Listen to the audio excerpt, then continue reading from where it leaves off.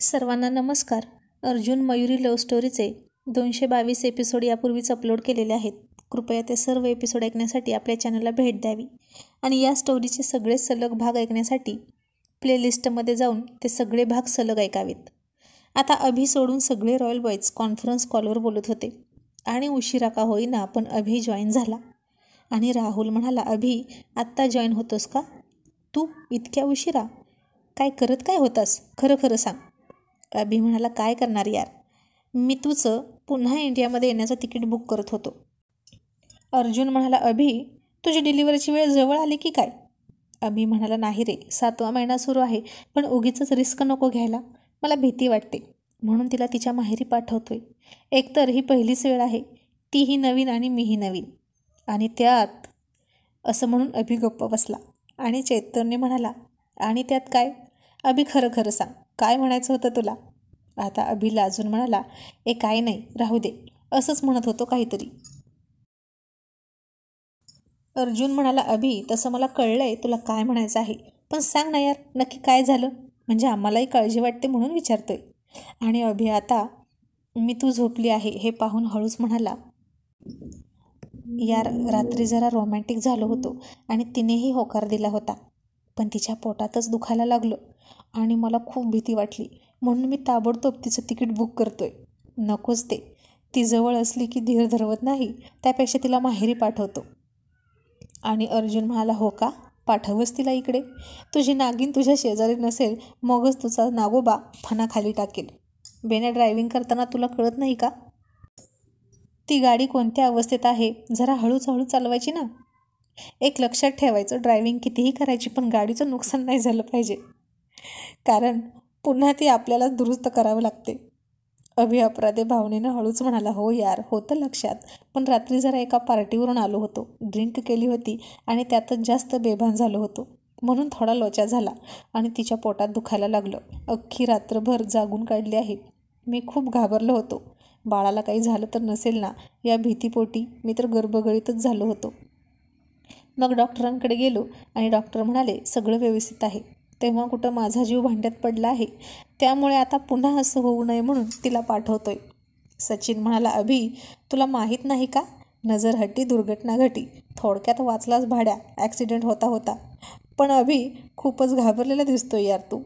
अर्जुन म्हणाला, अभि काही नाही होत रे, आपल्याला कॉन्फिडन्स हवा, पण त्यासाठी तू शुद्धीत हवा. आणि त्याचं झालंय काय माहीत आहे का, बहुतेक तुझं बाळ तुझ्यावर रुसलं आहे म्हणून त्याला तुझ्या बायकोला त्यानं त्रास दिला. याचा अर्थ तू नियमित त्याची भेट घेत नाहीस, हो ना? अभि म्हणाला, कशी घेऊ, मी तू तयार होत नाही. चैतन्य म्हणाला, पण अभि मला तर वाटलं होतं की तुझं पोरगंसुद्धा अमेरिकेतच जन्म घेऊन येईल आणि अमेरिकेनच होऊन जाईल, मिनी अमेरिकन बुजगावणं, पण तू तर त्याला इकडेच पाठवत आहेस. अभि म्हणाला, हा काय आपला देश आहे का? माझ्या बाळावरती सगळे संस्कार त्याच्या जन्मापासून तिथेच व्हायला हवेत असं मला वाटतं. आणि नंतर तू त्याला चिडवशील ना, मिनी अमेरिकन बुजगावणं, जसा मला चिडवतो तसा. म्हणून मला ती रिस्क घ्यायचीच नाही.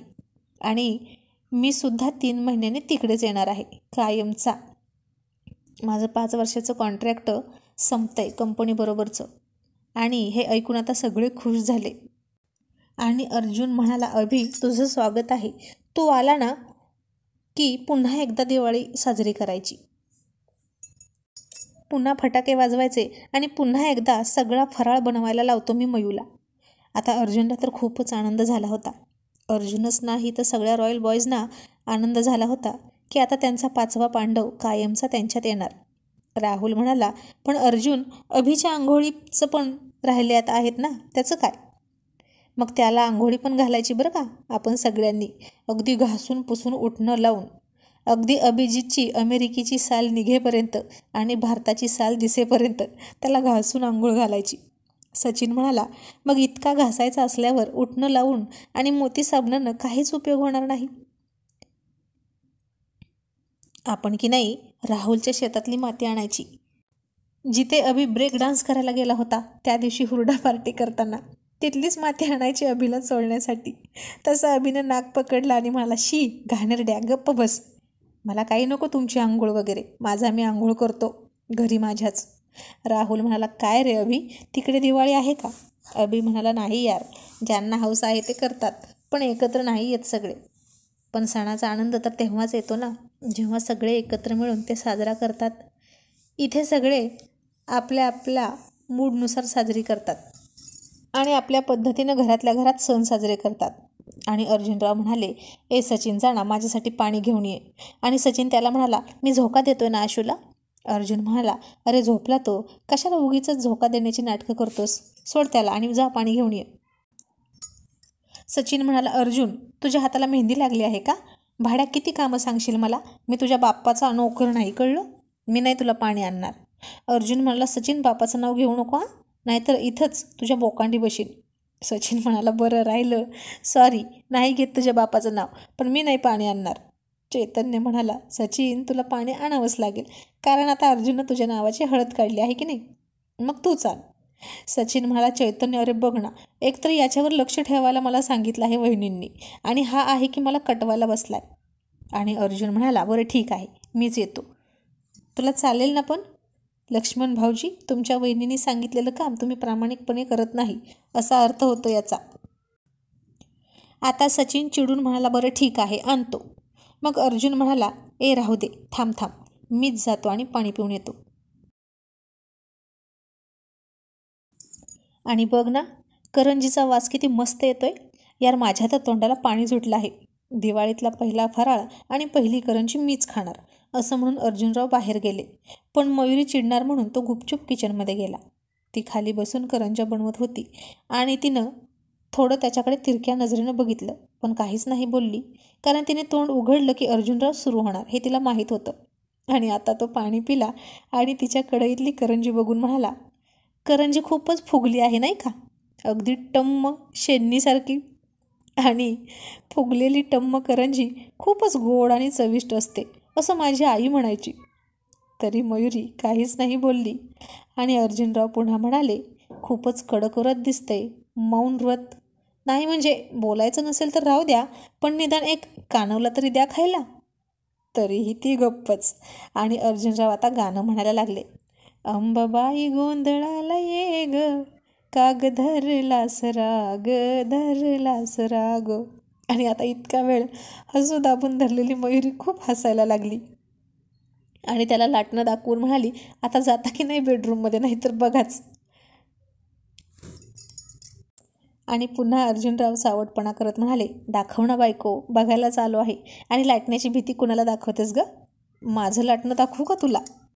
मग कशी जवळ येतेस, असं पुन्हा तर सावटपणा करत म्हणाला. आणि ती खूप लाजत म्हणाली, अर्जुनराव गप्प बसाना, तुम्हाला करंजी हवी आहे का, हे घ्या आणि जा.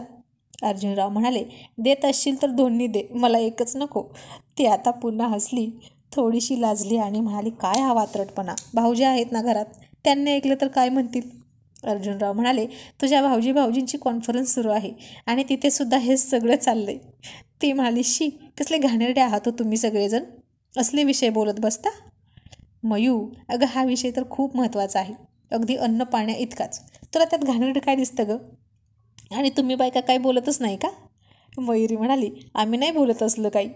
अर्जुनराव म्हणाले, बरोबर, नवऱ्यांची चुगली करण्यातून सवड मिळेल तर तुम्ही बोलाल ना असलं काही. आम्ही तर फक्त प्रेम कसं वाढेल, संसार कसा सुखाचा होईल याविषयी चर्चा करतो. आणि तुम्ही बायका सतत रडगाणं गात असतात, त्यामुळेच कोणी कॉन्फरन्स कॉल घेत नाही तुमच्यात. असं म्हणून त्यानं एक करंजी उचलली आणि अर्धी तोंडात टाकली आणि आता अर्धी तिला भरवायला गेला. आता तिने थोडंसंच तोंड उघडलं आणि याने अख्खी कोंबली तिच्या तोंडात आणि करंजीतलं सारण सांडलं तिच्या ओट्यामध्ये. आणि अर्जुनरावांनी ते उचलताना हळूच तिच्या दोन्ही मांड्यांमध्ये टच केला. तशा तिला खूप गुदगुल्या झाल्या आणि तिने त्याच्याकडे हसून बघितलं आणि म्हणाली, नालायक कुठले. आणि अर्जुनराव म्हणाले, आता मी काय केलं? तुझंच तोंड फाटकं आहे, नीट वाचलंच नव्हतं तू. तुला सगळं घेताच येत नाही ना तोंडात, त्याला मी काय करू? मयू, काही सांडायचं नसतं ग नवऱ्यानं दिलेलं, आताही नाही, रात्रीही नाही आणि कधीच नाही. ती म्हणाली, कळलं आता, जाताय का? अर्जुनराव म्हणाले, ए मयू, सांग ना, तुला काय हेल्प करू? ती म्हणाली, हे गूळ शेंगदाण्याची करंजी भाऊजींसाठी घेऊन जा, तुम्ही खाल्ली मग त्यांना नको का? इतकीच मदत करा आणि जा इथून. अर्जुनराव म्हणाले, ए मयू, सचिनच्या मुलीचं नाव आसावरी ठेवायचं, कसं वाटतंय? ती म्हणाली, नाव तर सुंदर आहे, पण त्यांना ठरवू द्या ना, तुम्ही कशाला ठरवलं? अर्जुनराव म्हणाले, अगं तोच म्हणाला की तुम्ही दोघं ठरवा, म्हणून तुला विचारतोय. आणि ती म्हणाली, आता तुमची एकही गोष्ट न आवडण्यासारखी असते का अर्जुनराव?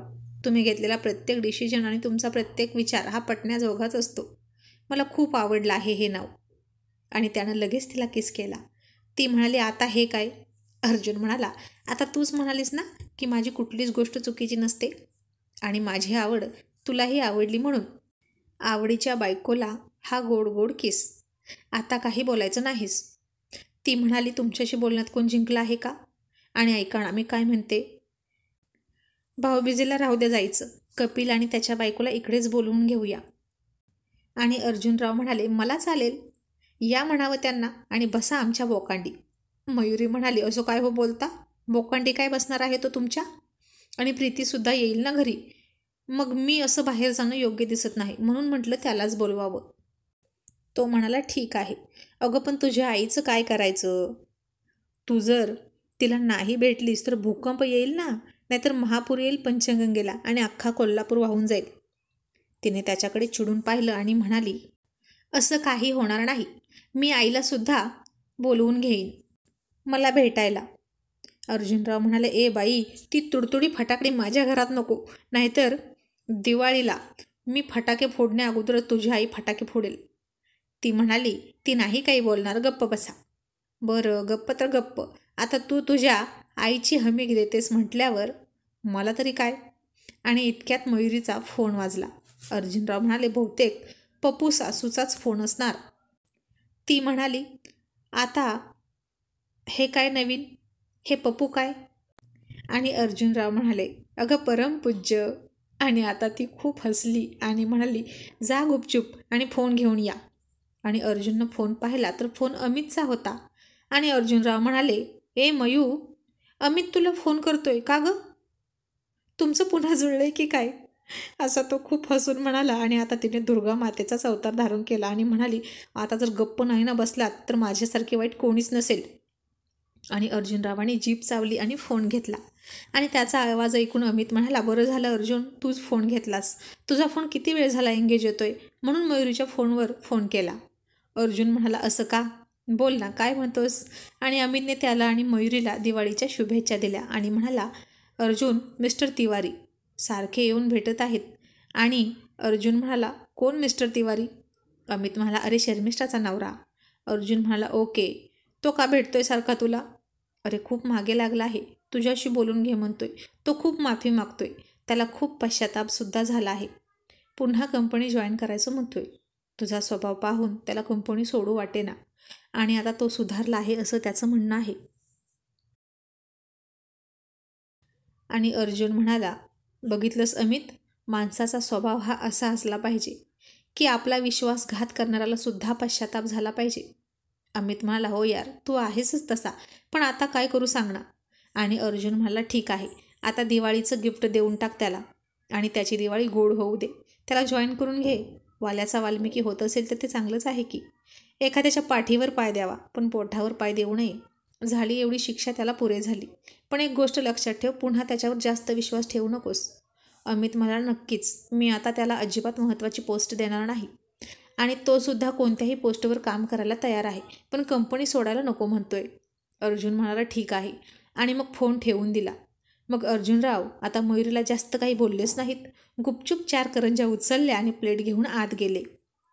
आणि राहुल म्हणाला, अर्जुन, काय खातोस काय तू? आवाज येतोय तोंडाचा. आणि अर्जुनराव म्हणाले, करंजी खातोय मनुक्याची. तसे सगळे हसायला लागले. आणि अर्जुन म्हणाला, भाड्यांनो, आता हसायला काय झालं? खरंच मी करंजी खातोय. चैतन्य म्हणाला, मग खा की, आम्ही काय म्हटलं का तुला? फक्त हसलो ना. आणि आम्ही खाऊ नको म्हटलं तरी तू खायचं राहणार आहेस का? मग राहुल म्हणाला, मग काय अर्जुनराव, इलेक्शन काय म्हणतंय? आणि आता अर्जुन बोलण्या अगोदरच चैतन्य भडकला आणि म्हणाला, यांच्या आईच्या गावात पुढाऱ्यांच्या कडू इलेक्शन खेळतात आणि आम्हाला ड्युटी लागते. तुला सांगतो, सारखं ट्रेनिंग करून जीव घायला आलाय. आणि 2 दिवस थंडी वाऱ्यात मरायचं.